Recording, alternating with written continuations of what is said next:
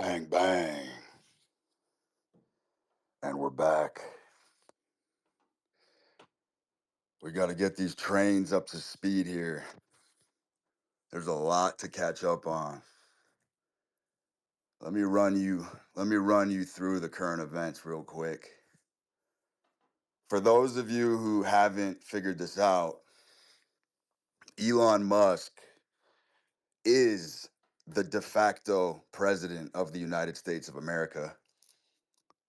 Trump won handily, and Elon is his protege. So Elon is the real president. Trump is checked out.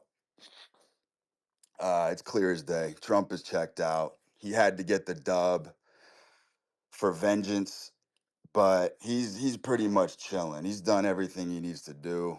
Elon's taken the reins, and he is now the guiding providence of the country.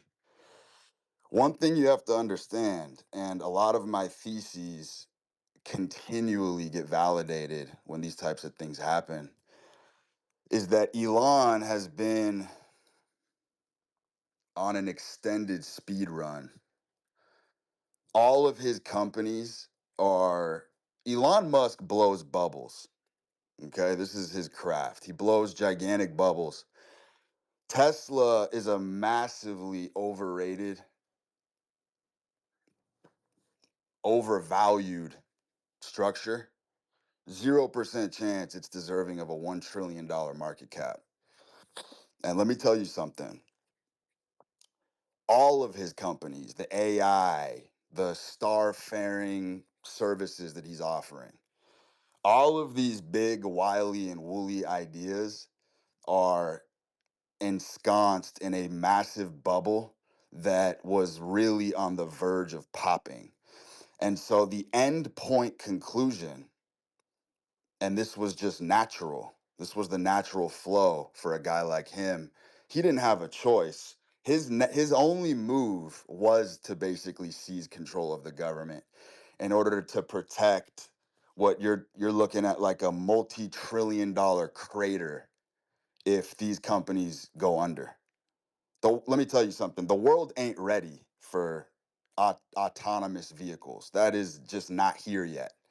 The AI shit ain't even close to where it needs to be either. It's just in the inchoate phases. It's in infancy. It's just not even fucking close.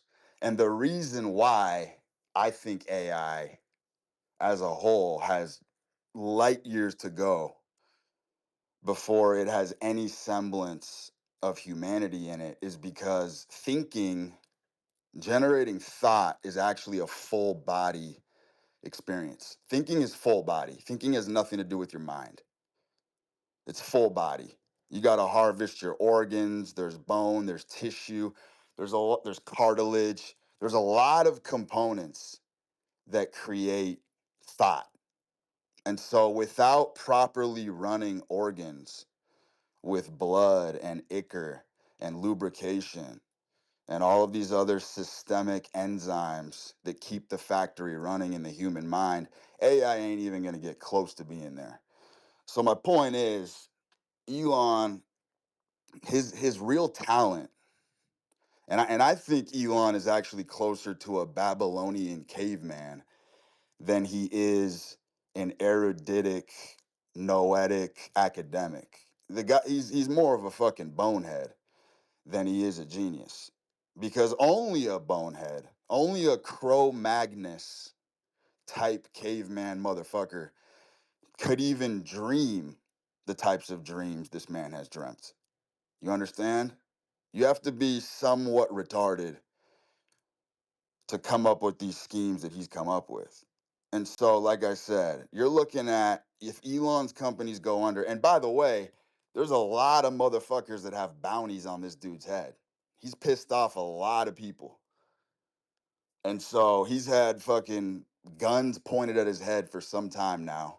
And so the natural conclusion was his real talent, and I'll tell you this, his primary talent that makes him seem extraordinary is he knows where the wind is blowing.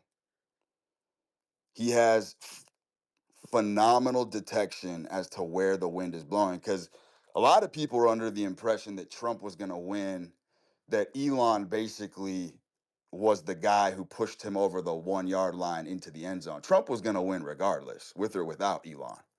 That was a no brainer. I think the Dems ran a losing campaign on purpose. They knew they really didn't have any leverage. They ran the worst candidate in history to basically sit back and recharge for 4 years to figure out what their next plan is going to be. It was that they burned it on purpose. And so Trump was going to win regardless. And Elon cozies up to him at the perfect time to come in.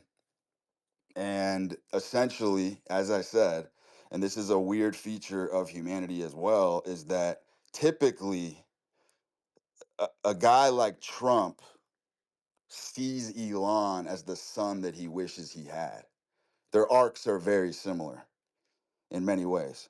The character arcs, how they got to where they got to, very similar. And the interesting thing about Elon and Trump in general, the analog here, is that both of these guys have done everything they've done for the love of the game. Yeah, Trump's a deal maker. Sure, he loves cycling money. But you have to understand that these motherfuckers are playing a very different game than everybody else. It's a very, very different game. They are illiquid. And it's one of the most interesting facets of it. They both run in a very illiquid state. Both have been in a monstrous amount of debt for a very long time. Both stay very illiquid so they can keep running their projects. And it confirms a prior point that I've made about relationships. I have a theory that the only way to maintain healthy relationships is to basically live paycheck to paycheck. And you're talking about two billionaires who, for all intensive purposes, do live paycheck to paycheck. And what that does is it creates morale and it keeps everybody on their toes within the family. You understand? A lot of you are in the opposite mindset. You're trying to strike it rich so that you can flip modes and toggle back into that preservation mindset of just protecting what you got. That's when all of your relationships start to fracture and crumble. Look at any rich dude who's retired and watch what happens to the family structure. Watch what happens to their wives. Just watch what happens when you flip into that preservation mindset and you stop playing the game. It's like I've always told you, once you enter a war, blitzkrieg is a misnomer. Blitzkrieg is not a real phenomenon. Once you enter a war, you've entered it for life. You understand? The game never ends. It never ends. And what's really interesting is a lot of you still haven't figured out that money is not as liquid as you think it is. Money has decent liquidity. It's probably ranked third on the list of liquidity. Fame has way higher liquidity than money. And power, I would argue, has more liquidity than money. You understand where I'm going with this? Let me give you a good example. That Sophie Rain OnlyFans chick, doesn't really matter if the $4 million donor that she had for her OnlyFans subscription, it doesn't really matter if that's real or not. It's a good hypothetical of how illiquid money really is. Someone could actually sink $4 million in donations and not even get the chick. That's a prime example of how illiquid money is. You got a lot of other motherfuckers who, in order for them to get the girl of their dreams, they need 4 mansions, Lambos, watches, velour suits. And there's other motherfuckers who are bagging the baddest chicks on earth with 1/1000th of a fraction of that. So money ain't as liquid as you think it is. It's ranked third. It's got decent liquidity. Fame and power, way more liquid. Way more. And what I think is going on, this whole phenomenon of guys like Elon, Trump, who just never retire from the game, they just have to keep pushing, they have to keep going, is there is a recognition once you climb the top of the summit. And I think anyone who's done it, anyone who's got to the top of the summit can understand this. I hark back to an episode of The Twilight Zone that I saw maybe 10 years ago. It was a total accident. It was late at night, and I happened to catch this episode. It's the best episode of all time, and all of you should take a moment of your time to go watch this thing. It's called A Nice Place to Visit. And basically, I'll give you the crux of it. It's about a bank robber who commissions a crime, and he barges into a pawn shop late at night, and he's got one of those burlap sacks, and he's cleaning out the place, just throwing every fucking piece of jewelry and cash he can into the sack. And upon his exit, you hear sirens blaring, and the cops are already onto him. Alarms are going off. And as he's absconding, he tries to scale a fence, and there's a cop behind him who tells him to stop. He refuses to stop. He keeps climbing the fence, and as he's about to get over it, cop fucking smokes him, puts a skylight through his head. So he's dead. And then he wakes up. And he wakes up, and there's a genial, jovial old man wearing like one of those dental white suits, the frostiest, freshest white suit you've ever seen. And he walks up to him, and it's murky. He doesn't know if he's in a dream. He doesn't know where he is.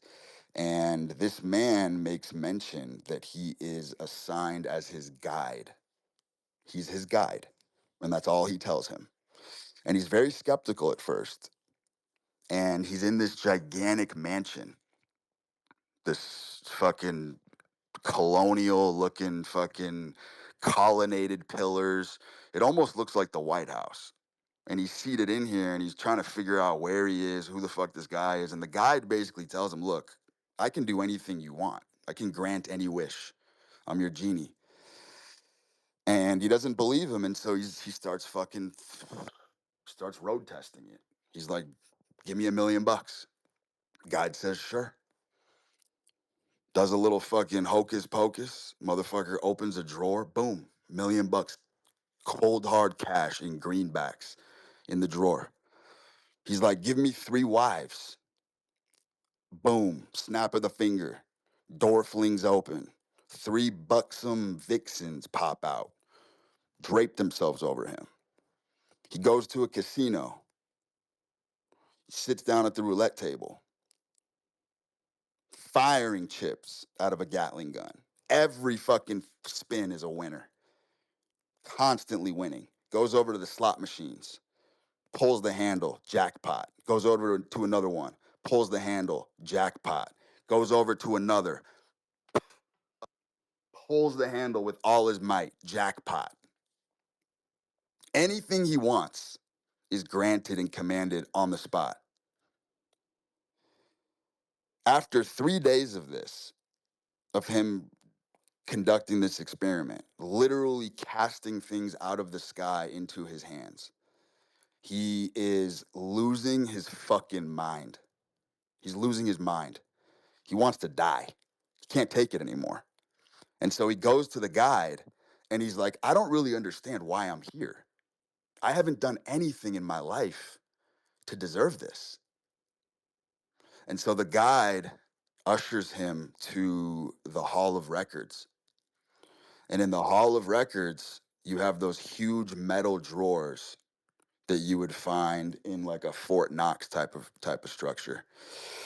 And he pulls open a drawer, and he pulls open a manila envelope, and he pulls out this guy's rap sheet. and they're going over his whole history in his life. And this motherfucker was a reprobate. He had a rap sheet a mile long. Got arrested at like he went to juvenile hall at 12 for killing an innocent animal. He had armed robbery, battery, domestic violence. Just just a very, very, very indignant, sullen, decrepit type of human. Infinite transgressions. And they're going over this guy's records, and he keeps looking at the guide, and he's like, this doesn't make any sense. He's like, why do I deserve this? And so he wants to go back and commit a robbery again because he wants the thrill back. You know, everything's been so easy. He's only been here like a week. And he's like, can I go back and commit a crime? He's like, I kind of want to flirt with disaster again. And the guy's like, sure, but if you want to get away with it, I can make that happen too. And so he's just in this purgatory because anything that he wants to do now, any challenge that he wants to take on, the ending is already predetermined. And so he has just zero drive and zero motivation to really do anything. And so a few more days goes on of his wishes being granted, and he is completely fucking distraught now and besides himself. And he's sitting on the couch, and he gets up and he fucking waves his arms furiously at the guide. And he's like, I'm done with this shit. He's like, I want to go back to the other place. And the guide stands up and he looks at him deadpan right in the pupils. And he goes, my friend, you are in the other place. And it fucking cuts to the credits. And so for those of you that are savvy and have followed along, it's very clear that he was in hell. That was not heaven. The afterlife for him, being able to grant on command, on the spot, anything that this man imagined was actually him burning in hell. And there is a lot of compatibility with the metaphor to real life because those of us who've climbed the summit and gotten everything they've ever wanted, the money, the women, all of it, it absolutely feels like hell unless you continue to push the envelope and keep playing the game. And so I made a very prophetic, ominous prediction, I believe a year ago, about the crypto bull market with all these motherfuckers that think that you the mechanism of life is that you just run up a huge bag and then you get to just fucking sail off to Greece and call it a day and live off the spoils and the fortunes. And anyone who's attempted to do that has learned very quickly the disgusting, disgraceful feeling that it is waking up every day in that state of mind. You always, always, always have to be progressing and biting off more than you can chew. You know, and I just had a reply under a tweet that is definitely worth an expansion because I think this rhetoric on Twitter is laced with venom. I cringe when I hear these motherfuckers on Twitter telling you guys to lock in and sit at your fucking desk and grind and close the blinds and fucking get a Sharpie and fucking wash out all the light coming into your room. Sit there until you get rich. Let me tell you something, and I'll tell you this for a fucking fact. This ain't conjecture. What on fucking earth makes you truly believe that getting rich is up to you?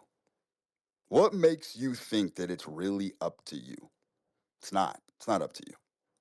It's not your choice. Anyone who's gotten rich had zero agency. Zero. Zero. You're going to be so zoned out, living life as the primary function, going with the current, floating with downstream with the ocean, and you are going to be in a foggy haze making things happen. And when you snap out of the trance, It's just all going to be there. It's all just going to be there one day when you snap out of it. And this is true at every single level of humanity. And you could make this a fractal. You could look at anyone who's ever won a game, anyone who's ever played a game at the highest level, poker, sports, doesn't fucking matter. Name a game. Name a game. I've experienced it. I've been on a Matadorian fucking bull rush in poker for hours at a time where I was so checked out that I literally had fucking x-ray vision. And it's one of the most exhilarating experiences you can have on this earth, where I literally just had x-ray vision. There was no math, there was no calculation, there was no conscious thought whatsoever. I was in a state of mind that was completely unconscious for hours without breaking the spell, where I could literally just read everybody's soul. Didn't matter what your cards were. I knew what you were doing. I knew every fucking move. I knew the correct chip sizes. Couldn't tell you why I knew. But I went on a 4-hour run in my 20s. I've never been able to replicate this, but I have experienced it where I literally made every single right call for 4 straight hours. It was just absolutely fucking unbelievable and mystical. And there was no theory. You know what I'm saying? There's a certain speed, by the way, where math doesn't even hold up anymore. Math does seem to fall apart at a certain velocity. At a certain velocity, math 100% falls apart. Um, there's this game that I used to play. There's a gambling game that I used to play. I used to be pretty dedicated to it. It's called Plinko. And if you don't know what Plinko is, picture a pyramid and there are pegs in rows down a line going down to the bottom of the pyramid. And at the bottom of the pyramid, there's slots. And at the far end ranges of the slots, there are multipliers. There's 1000x, there's 130x, there's 26x. And as you get closer to the middle, the value of the slots decreases. And so the function of the game is you make a wager, you choose the value of what kind of ball you want to bet, and the ball drops down the pyramid and ping pongs off of these pegs and it falls into one of the slots. And I made it my mission to fucking hit 1000x with like a $3,000 ball drop. So that would be $3 million win if it goes into the 1000x slot. And I would only bet 3,000 a ball drop. And I had been going at this bitch for like 9 months and I was getting absolutely fucking clapped, destroyed. I think I was like 7 million invested at this point. And now I'm 7 million in and I'm only gunning to get a $3 million rebate if I even hit this thing. And I was super disciplined. I would make sure that I would only bet 3K a ball because I did not want to fuck around and goof off and bet less. And then, that's typically when life will give you the 1000x, right? As soon as you take your eye off the prize. So sure enough, one day I was under a massive amount of pressure and stress and I was chain smoking outside. And I had a couple bucks in my account, just literal pocket change, dust sitting there. And I was like, you know what? Since this game, by the way, this game is provably fair, which means you can literally like cross check a hash seed to see that on the client end and on the server end, it's a totally random game of chance. There's no sleight of hand here. This is every bet you place is a totally random event and it's verifiable. So I knew it wasn't rigged.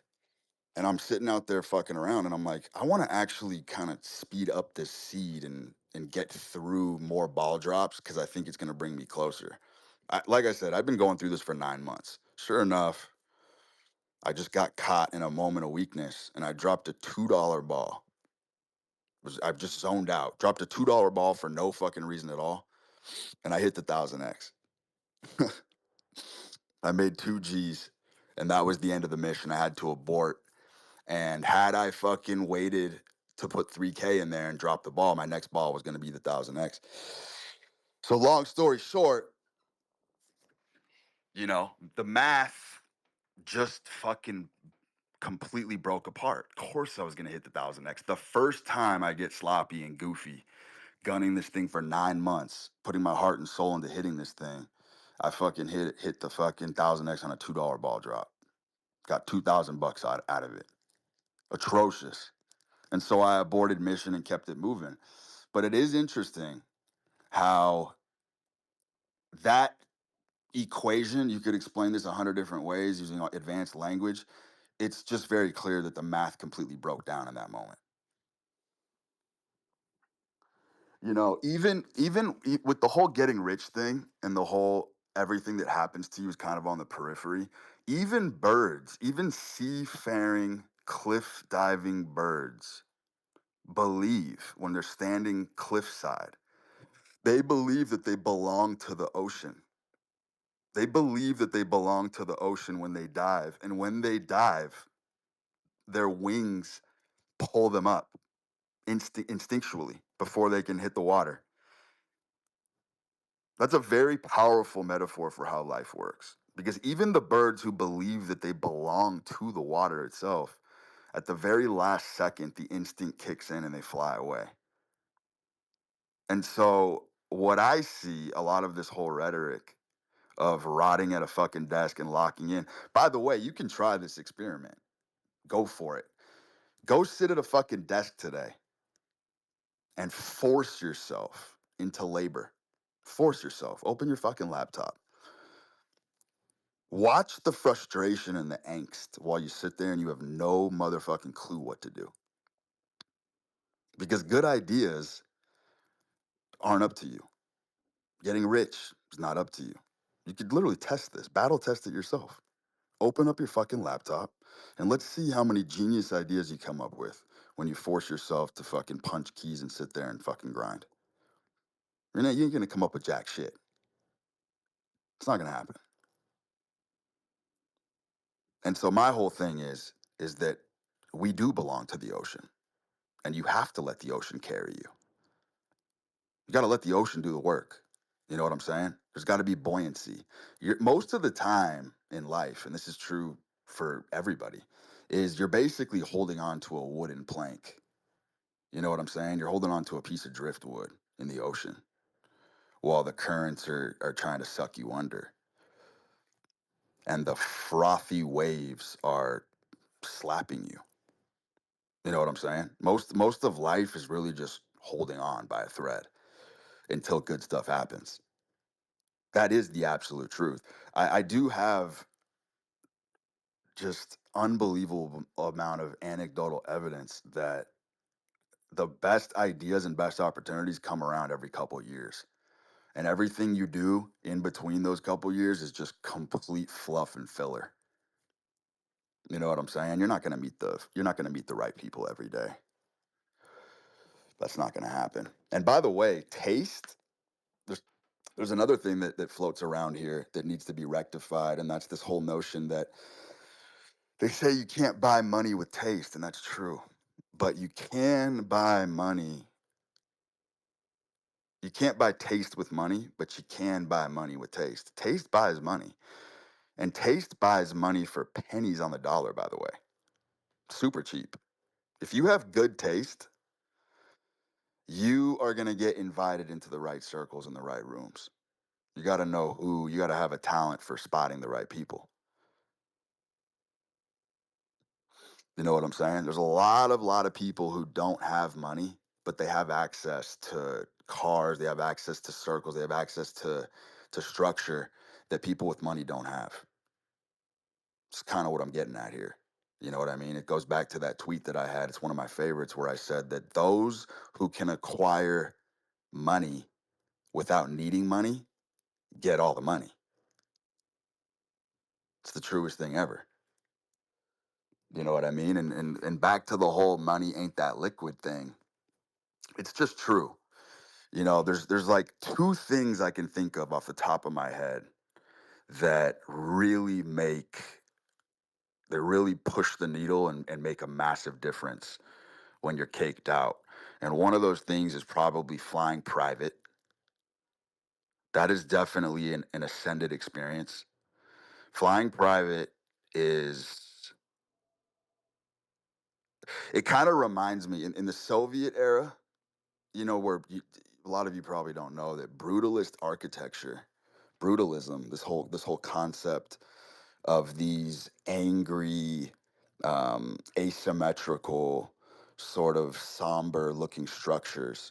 Um, that whole movement comes out of the Soviet era, and it was basically designed. They made these gargantuan, gargoylean looking structures that almost look like they're sneering and snickering at you. And the whole purpose of that era of architecture was to remind the citizens of how insignificant and tiny they were. That was the psyop. That's where brutalist architecture comes from. It was designed for you to be gazing at it, you know what I'm saying, from far afield and just absolutely sort of implode inward and confirm your insignificance. And what's interesting about America is even though we are a free country, there is a communistic sort of glitch within the capitalistic framework, and you see it in commercial airfare. When you fly commercial, I do believe there is sort of a parallel to that brutalist sentiment of making you feel like you are a fucking rat, a worthless fucking rat. You are a digit waiting to be called to board your flight. And so that is it's one of those things in American culture. I mean, airports are just atrocious places. I don't think anybody fucking enjoys taking commercial flights, but the whole system is sort of there to remind you that you are a fleck of dust. You're a dollop of cream. That's all you are. And so I would say that money takes you far when you start flying private. That is definitely, truly, I would say, a breakout of the matrix. And the other implementation is basically just shortening the leash on time. You know what I'm saying? You can just condense time, and you can sort of pay things to shrink time into sort of a cubic thing where you shrink everything down. Chefs, things you can hire, people to do your laundry, shit like that. Other than that, the liquidity just ain't as amazing as all you motherfuckers think it is. Um, the primary thing here that I think is very pervasive in the culture is that people just don't know how to live anymore. People are not living life and not letting things happen to them. And that is a huge problem when you start turning making money into a science project, when you start making women into a science project. I mean, I look at all these pickup artist guys, these guys who are obsessed with picking up women. I've always found it bizarre and distasteful. I mean, I always have. There's always been something in my pulse that when I see that, there's bells go off. And I recently discovered what's going on there. I think when everything else that you've tried in your life doesn't really work out, you've been a catastrophic failure at almost everything. It's easy to couch yourself in sort of this soulless, mechanistic, science fair esque project type of life where now you turn women into sort of like hunting trophies, shit like that. You know what I'm saying? And it's just bizarre because you look at the Elon Musks, you look at the Trumps, you look at the Peter Thiels, you look at anyone who's really actually made it. And the money and all that other stuff is really just a souvenir for their troubles. You know what I'm saying? These are just souvenirs that you collect along the way. All of it. But the primary issue here is just not living life on your terms, going with the current, battling the angst inside you every day that makes you want to fucking come unglued and come unhinged. That's the real, that's where the real work is done, is just figuring out how to live life and surf. Surf all the waves that come your way. See if we got a question. I'm gonna make a cup of coffee real quick. By the way, this is my first cigless spaces in history. I have not puffed a cig one time. Holy fuck, we got a fuckload of questions.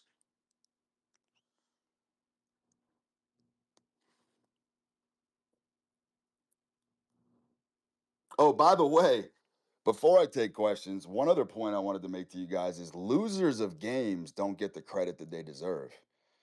I don't think you guys understand. Winners, like true winners in life, have sabotaged more games than you could even wrap your head around. Because a lot of times when you enter a game or a domain, a lot of times surrendering and waving the white flag is really just an indication that you already got what you wanted.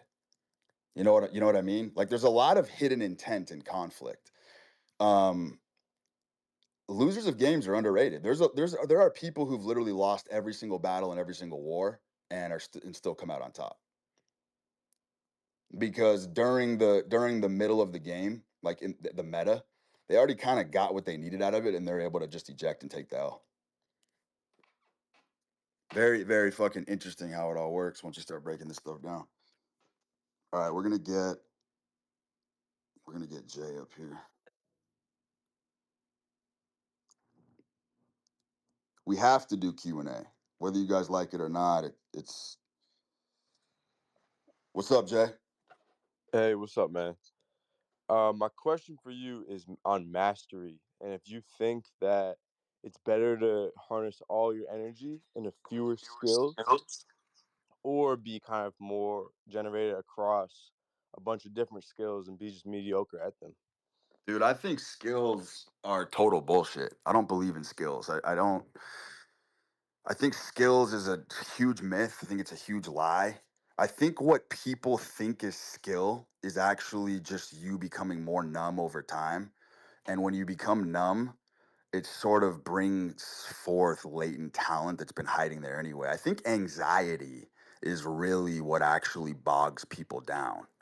You know what I'm saying? And so the discovery process of talent and skill is really mostly about suffocating the anxiety because I really do believe that we all have a host of characteristics that are innate. We all have skills and talents that have literally been there the entire time. And a lot of them, unfortunately, need an excavation.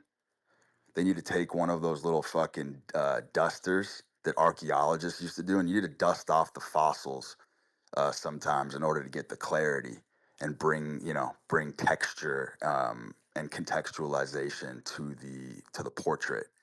And the problem is that like skilling up just doesn't make any fucking sense to me. I don't anything I've ever been good at. I can't even tell you how I got better at it. Like it goes back to my whole thing about turning your life into a science project when things aren't working. People are like, I got to learn a new skill. What the fuck does that even mean? Can you tell me what learning a new skill means? Like, what the fuck does that mean? That means that you're trying to learn something that you're not naturally good at. Why the fuck would you waste your time doing that? Why would you waste your time learning a skill that you already don't have some sort of baseline or foundation in? What's the point? To be more well-rounded? The fuck has being well-rounded ever done for anybody other than make you average and mediocre? I'm waiting for someone to challenge me on this. Right on. Thank you, Brute. Why no why no cigarettes? Why no cigs today? Yeah, just Oh, because curious. I'm sitting in an office. I'm just Right on. chilling. Wanted to change the scenery. I like it. Yeah, brother. Appreciate it, Brute. Yeah, you got it, man.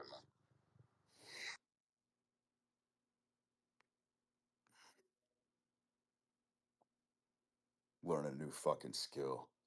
How about you fucking quadruple down on what you already got and just get better at that through living? Fuck out of here, new skill. Ball knower, what's up, baby? Yo, what's up, bro? I want you to tell me about the medicinal benefits of cigs, and then we'll go from there. There isn't any. I've Nah, there's never. got to be some. The Native Americans were tapping into that shit for sure. Yeah, they were, but it was very sparse. I mean, they certainly weren't fucking smoking 2 packs a day. I'll tell you that. It was more ceremonial. Right, but I mean, like with tobacco, if you're hand rolling it, surely there's some kind of benefit, or like a pipe or something. Seriously. I mean, I'm not really going to get into a spat with you about that. I'm not one of these guys who Okay, we sits can up talk here. about something different. I'm sorry. I mean, I'm not here that proffers that cigs are good for you. I've never really felt Yeah, yeah. that way. What I will tell Well, you is, yeah, stop. As a heavy smoker, what I can tell you is that I have had zero degradation in any kind of performance. Zero. Zero. Cardio, my wind, my lungs, my capacity, it's all there. I've been a chain smoker for a very long time. But I also do everything else right. So it's very mitigated for me. right. Okay. Another question. Hmm. What are your qualms with like Christianity?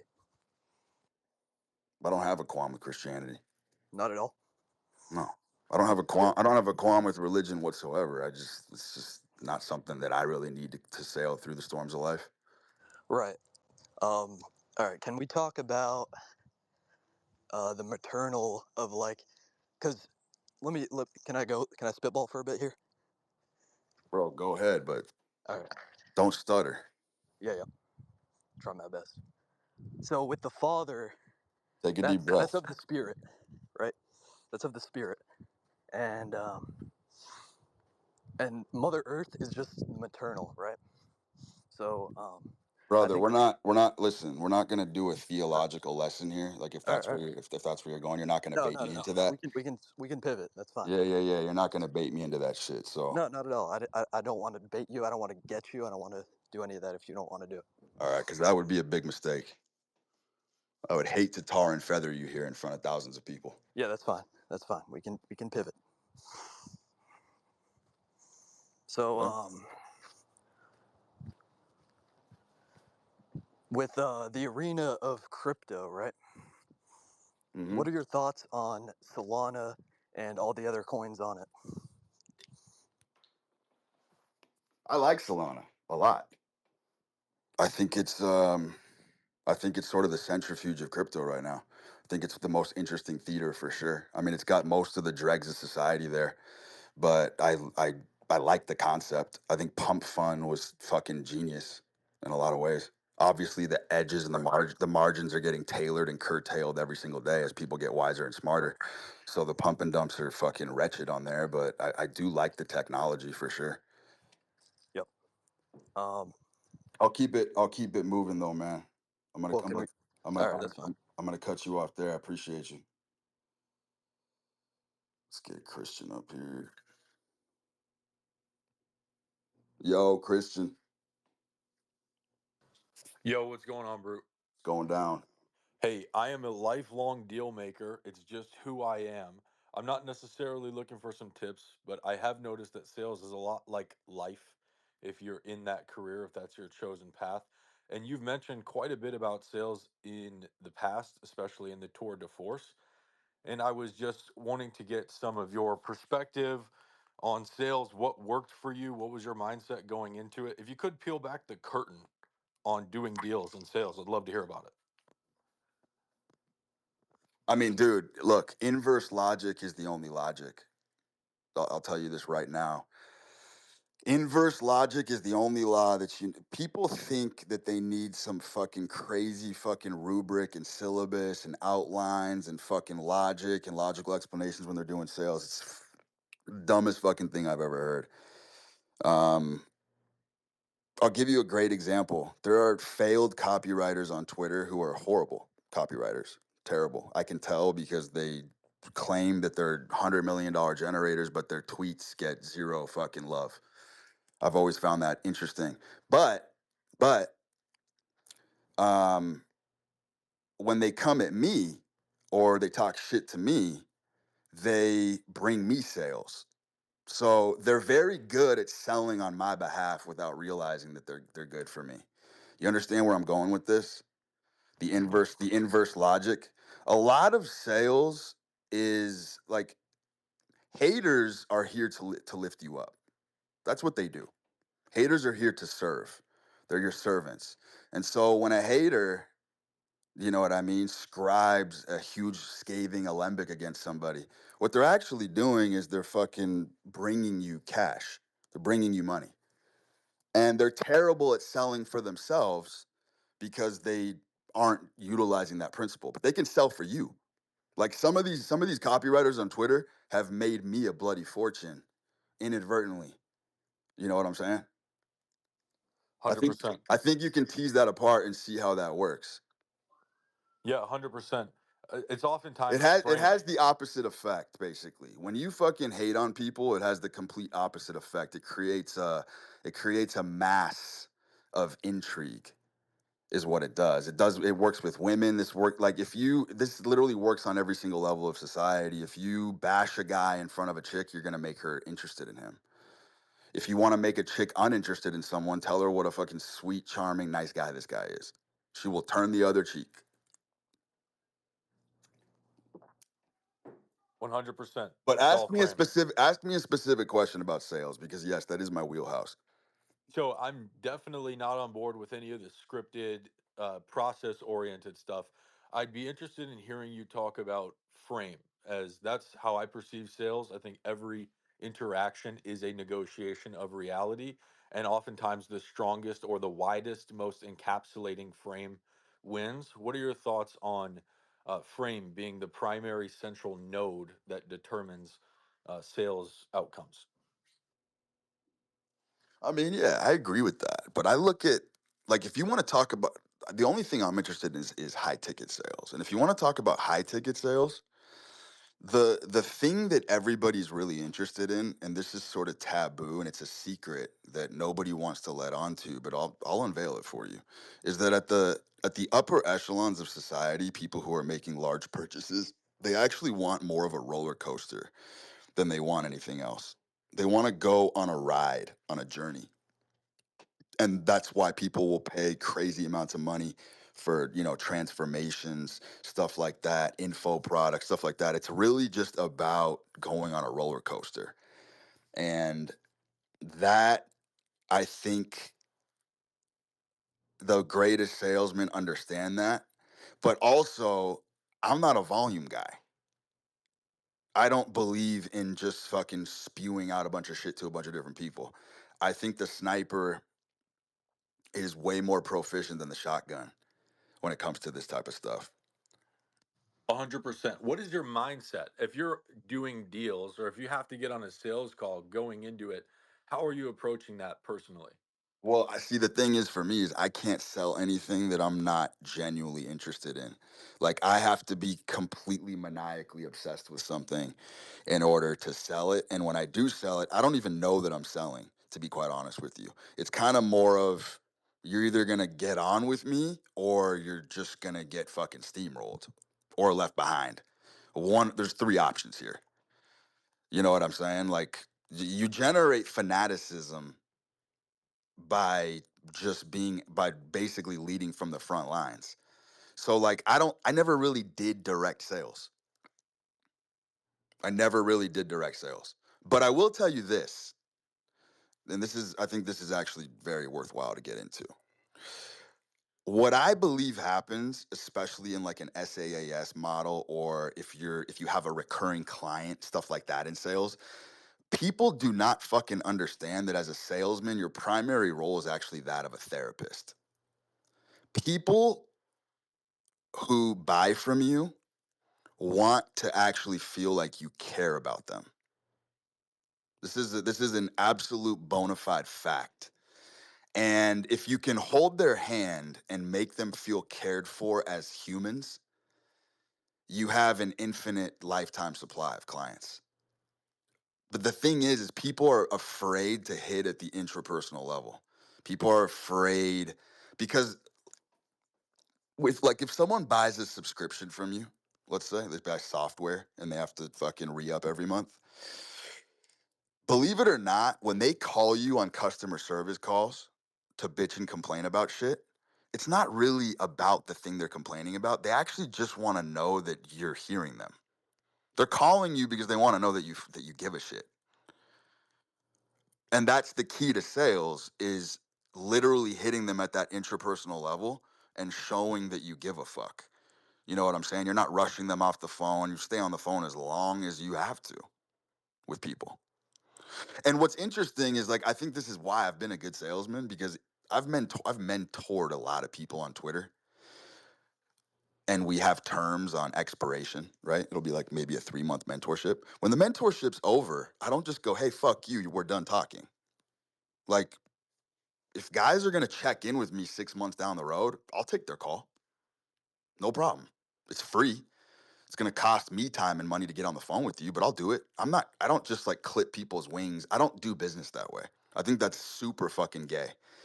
Um, there's people that I've fucking mentored 3 years ago on Twitter that'll literally hit me up a couple times a year. I'll take their call every single time. I'll talk to them for a couple hours, check in with them. It's not like I fucking send them an invoice when it's done. Because any 100%. because anything I do, man, I care about. And this kind of like this brings in all the fucking points I've been trying to make this my whole time on in this space is that um for me, I waste a lot of time doing shit like that. I waste a lot of money doing stuff like that because I just have a surplus of energy. So I'm happy to give it. I'm happy to fucking give it. I'll take anybody's call, man. 100%. If you Like make them feel seen and heard, they'll bend over backwards for you. And that is last thing, literally all sales is, man, is like, and I'm going to say this again, when people are complaining and bitching about a shit service, they actually just want they're sublimating a lot of things that are going on in their personal life that are probably fucked up, and they're using your service oftentimes, I know it sounds crazy but it's not, as an outlet, as an outlet to make themselves feel whole. 100%. Last thing I'll say is that the run and gun in the sun strategy is fucking goaded. I got off the desktop. Everybody doesn't use my Google Calendar anymore. They pick up their fucking phone and call me. I'm ripping sales calls in the sun from my phone. It's a much better lifestyle. So On the thank you for move, that, man. right? On the fucking move. On the move, baby. Appreciate your feedback, brother. Yep. Let's keep it moving.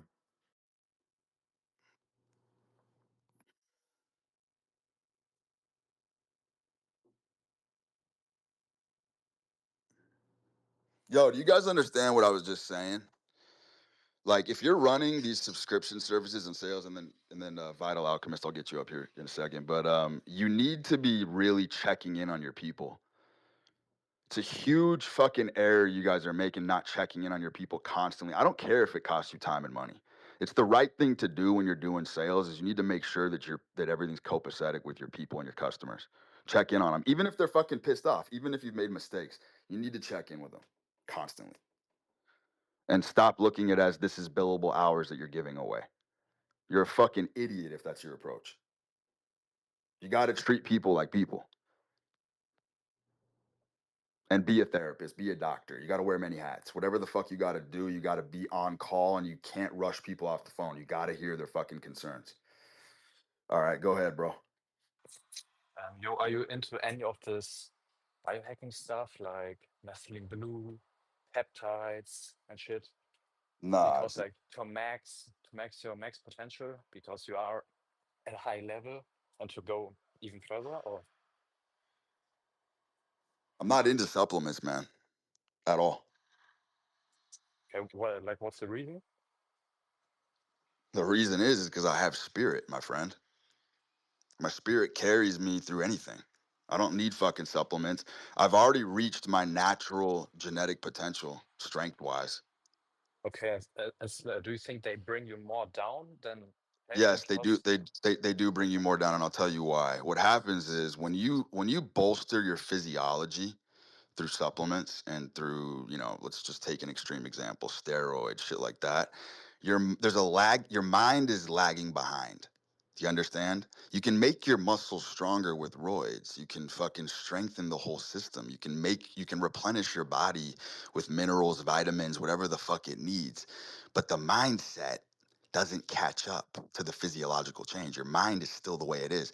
The fact that people sit here and believe that if you take supplements and you get your physical health in check, that magically tomorrow you're going to be the CEO of a Fortune 5 company, you are vastly tripping.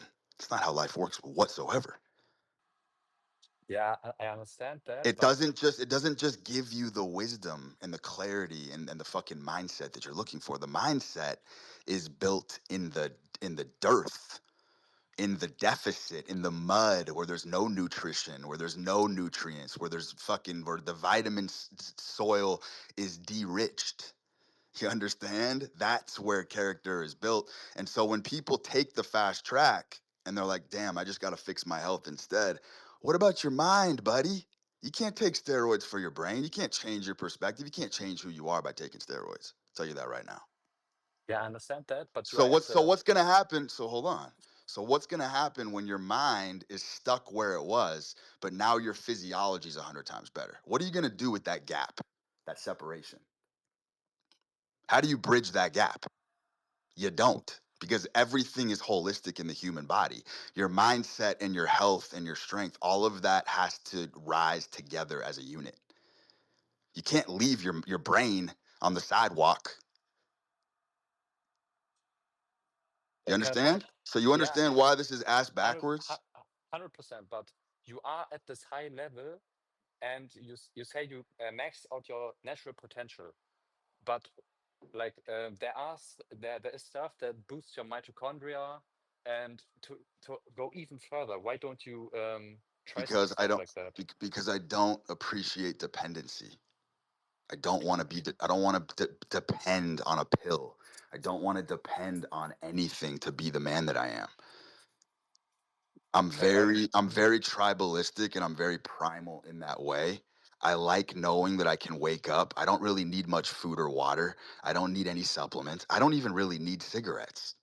I've mentioned this. Cigarettes are more of just an art medium for me. I don't need anything. I'm still gonna perform naked. I don't like depending on substances, pills, exogenous bullshit to perform at a high level. It's fucking asinine. It's fucking retarded. yeah, I think understandable. I think that's all that needs to be said about that. Your mind is always going to be left behind. Doesn't matter what you take. Yeah, thank you. Have a nice evening.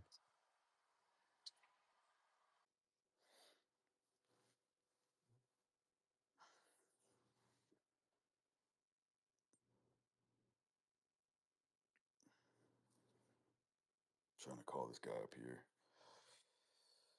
Yo, Lucio. What's up, man? Hmm. What's up, man? You listening? We're all listening. Can you listen to me? Oh, good. Well, I would like to ask a The question. fuck? Don't come up here and open like that. That's just not classy. Not classy.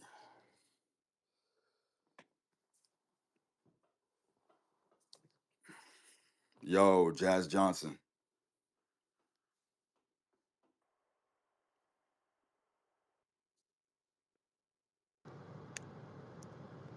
What's up, man? What's up? So I'm a college basketball player, and I just had Hmm. probably the worst injury of my life. I tore my labrum, and I'm gonna miss this season. I was probably gonna start this year, had a good summer, felt the best I've ever had in my Hip life. labrum or shoulder labrum? Shoulder. Okay. Just wondering how you manage coming back from injuries, especially serious injuries. I had surgery last week, and looking like 5 to 6 month return to basketball. Yeah, that's what they tell you. That's what they tell you. But let me give you a different perspective. Um, Acute severe injuries have been going on since the dawn of man. Prior to physicians and health offices and shit like that. And one of the things that you see when you glance back at history is that people who had severe, I'm talking like breaks, tears, some of the ugliest fractures you've ever seen in the wild. When you force yourself to move, okay, when you force movement upon an injury, you teach your body that it has no choice but to repair things quicker. Rest is the dumbest thing you can do when you're injured. Definitely. Absolute dumbest fucking thing you can do. You know, if your labrum's torn, obviously your shoulder's gonna be fucking inactive, but you can go down to the next joint below the shoulder, like the elbow, and you can definitely do elbow extension. You can do things at the joint below that's gonna kind of work upstream and shuttle in nutrition and blood and shit that's gonna repair it quicker. Man, I fucking slipped off a staircase last winter. There was like frozen ice. I was up in the mountains and there was frozen ice and I had no idea. And I fucking slipped off a staircase outside on this marble. And I literally thought I fucking broke my ankle. It was horrific. I mean, I literally had to crawl up like the exorcist up this flight of stairs. And everyone was telling me you have to get a fucking boot on your leg. You have to fucking you got to go get this thing checked out. It was literally it looked like a fucking zeppelin on my ankle. The swelling was unbelievable. I could barely even walk. I had to fucking, you know what I'm saying? I had to do one of those flamingo hops to get anywhere. Dude, no joke. I literally just kept walking on it. I just kept fucking walking on it, even though everyone was telling me it was stupid. This thing, I don't know if it was broken or it had a hairline fracture. It was the most disgusting, brutal pain I've ever felt in my life. I was fucking chain smoking every single day, walking around on it, hobbled. And in like 2 weeks, I was back to normal. And I guarantee you, if I saw a fucking doctor, they would have told me wear a boot, get crutches, wheelchair, whatever the fuck, and they would have told me probably lay off this thing for like 4 or 5 months. 2 weeks just from walking on it. And the next day, I got an empty bar in my garage gym and I started doing back squats with just the bar, just 45 pounds. And I was going all the way down just to try to get range of motion in my dorsiflexion back in the ankle. Boom. Every single day was making progress despite the fact that it hurt like a motherfucker. So I'm telling you, brother, that the whole time preference thing is such a fucking psyop. And it's interesting how when an authority figure tells you 4 to 6 months and you believe that, your body will 100% roll with that timeline. Oh, definitely, man. You adapt to their You're expectations. going to adapt to their expectations. And so, look, I'm not telling you obviously to throw around raid or do anything fucking, too retarded, man. But you can 1,000% speed this shit up. Um, I mean, think about dudes who snapped up their legs or broke their fucking bones in a fucking jungle and shit, dude. If they didn't walk out of there, they were gonna die. There's people who've literally hobbled out of the most treacherous conditions because they literally had to. And I think that's kind of your mindset, especially since you're a hooper. And you and I both know if you take time off, you get rusty. Like the consequences are dire if you're a hooper and you take too much time off. Uh, yeah, So, man. That's exactly what the trainers are telling me. They're like, you should keep in the sling 24 hours a day. But the nope. last week, I've been out of the sling most of the day besides sleeping. And I swear I've already recovered faster than.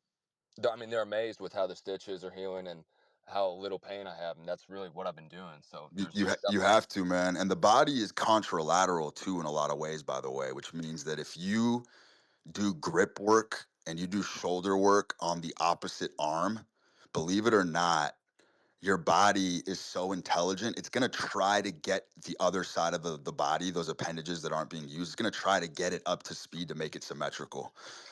So like you could do farmers walks or kettlebell holds heavy with the other arm and just go for a walk, and I promise you that contralateral thing is one of the things about the body that people don't understand. There's always something you can do, and part of being a man is working around injuries. There's something you can do when you're hurt. Always, always. All day, man, all day long, I'd be fucking squatting, moving, I'd just be doing shit constantly. And the more time you put in, the faster it's gonna heal. Definitely, man. I've been on the assault bike going about 30 minutes a day, just doing Perfect. intervals. And Perfect. they keep telling me, like, why are you doing this? You should just be resting. I'm like, I can't just sit still here. I feel like I'm wasting away everything. Such a dipshit philosophy, man. I So don't understand. so fucking stupid. Um, Ice is dumb too for injuries, by the way. If you're up to really? speed on that, yeah, do not ice shit. You're gonna fucking slow down recovery majorly. If anything, heat is actually better. Yeah, the natural inflammation. You're just, which is part of the healing process. I mean, I feel like you're just messing with that. If it, you know what I mean. Same thing with the ibuprofen and all that bullshit. I wouldn't take any of that stuff, man. I would just be moving ferociously. Definitely. One more just caveat to the question. What about mentally? How I know physically, I'm really not worried about that, but you know, I know you hooped. I've listened to some of the spaces before. You talked about being rusty. How can I get that back, or is that just what do you have for that? Yeah, I mean, you're talking about like your handles because that's the first thing to go. Yeah, and handles my shot because I hurt my right arm, which is my dominant hand. You know, and my shot is probably the biggest part of my game. I shoot 46% from three last year, and I just don't want to lose that. Bro, I would start fucking go full white chocolate Jason Williams and start dribbling with your left. Yeah, For real. For real. You know what's interesting, man, is like this whole thing I just told you about pain and healing and recovery. It's a really good companion manual to a lot of the other things that I talk about because I do think as men, we do become more machine like as we mature. Like the organism does become more like a machine as you age and as you get more numb and as you go through life and you get a little bit jaded, your pain threshold becomes absolutely enormous. Like the pains and stuff that I have gone through non-surgically is absolutely unbelievable. And I really equate just that my pain tolerance and my ability to heal fast from just that overall mindset of just constant motion and movement and moving forward and letting go of the past. It's just like it does create you do feel I feel like a machine. I do feel like a trained killer as I get older and older. I mean, I'm still putting up enormous numbers in the gym to this day. I'll be 38. And I mean, just like my strength never goes down. I still got power. I still got pop in my snatch. I'm still cleaning crazy amounts of weight. And I'm just so efficient, so fucking efficient in my body. And like, I get hurt quite a bit. And I just move. And in a day's time, it just fucking evaporates. yeah, exactly, man. I'll sprain my ankle on a Monday, and by Tuesday I'm good to go. Just I've done it so many times. I know my body well. I mean, That's it, baby. you're exactly right. You really are a machine, and the guys who regress as they get older, they're kind of moving backwards into like being a teenager or a kid overblowing their injuries. I mean, if you just move forward, like you say, I feel like there's no reason to regress in anything. No reason to regress in anything, man. And when I say machine, people think that's a metaphor. Like, I literally feel like a fleshless T-800 from Terminator. One of those primitive fucking machines with my flesh melted off, bro. I got fucking cycloptic red eyes. That's literally how it feels. Like I am just so numb to pain and unfazed by everything because I've literally subjected my body to the highest fucking level of pressure and growth over the years. And it's funny because it just pays dividends. I can just feed off of the work, the foundations that I laid in my 20s, being an athlete, constantly lifting, constantly going against the conventional wisdom, constantly going against the advice, pushing my body. And so, my mind and my body, I think, are in a really good rhythm together. And I do 100% believe that is because I laid off the supplements, laid off the roids, laid off TRT. I have that harmony and that unity. My mind is exactly where my body is. You know what I'm saying? They're shaking hands in the middle and there's no discrepancy and there's no gap there. Yeah, man. I think the mind is more important over everything. I see these guys; they have to have the exact warm up routine and pregame food. They have to sleep 9, 10 hours a day, no stress, all this, and for them to play how they can. And I mean, I can roll in. I try and purposely do it, like test myself. Can I perform on no sleep or no food, come into practice and still perform? Because I mean, if you can't perform without those crutches, it's not really you performing. It's the crutches that are performing, not you. Exactly. It's not. And Yeah, go ahead. if you have time for one more question, kind of related to this, I'm not trying Hmm. to hog the spaces. Um, how do you tackle other people's limits on how what you can achieve? Because I want to be a pro hooper, man. That's been my goal since freshman, sophomore year of high school. And where I'm from, there's no one's ever done that. I'm from a rural town. Everyone wants you to just stick around and fit the mold of what they want you to do. And I'll speak about what I want to do. I want to be a pro. And they're like, just kind of laugh at it like, oh, what do you really want to do? I think that's not, you can't do that. So, how do you Mhm. handle being in an environment where people are constantly putting down what you want to achieve and your dreams? I mean, it goes back to what I said on the last space is about performing in a vacuum. I do think that collective consciousness does hold weight in certain ways, but you it's a speed run, man. When I say speed run up the summit, this is exactly what I'm talking about. It's really that you just have a run in you where you have every man is granted their glory run. You know what I mean? Every single man is granted at least one glory run in their life. And in that glory run, you're gonna be numb, you're gonna be jaded, you're gonna be zoned out, you're gonna be entranced, and you will be in a vacuum. And the way that you keep that vacuum sealed is by doing exactly what we just discussed. You know what I'm saying? You get that injury and you continually fucking move and force your body to recover. You don't give it an option because you realize how fucking thin this stuff is, man. It's sand in an hourglass. It's pouring through your hands. Like you have to keep that momentum alive. Have to. Yeah, I don't think I've even hit my glory run yet. Not I've even played. probably not. No, I'm ready for it, man. I'm ready to tackle everything when I come back from this injury. I can't wait. I think I'm going to be the best I've ever been. I hope so, man. Check in with me and let me know how that story progresses. For sure, man. Thanks for your time. All right, bro.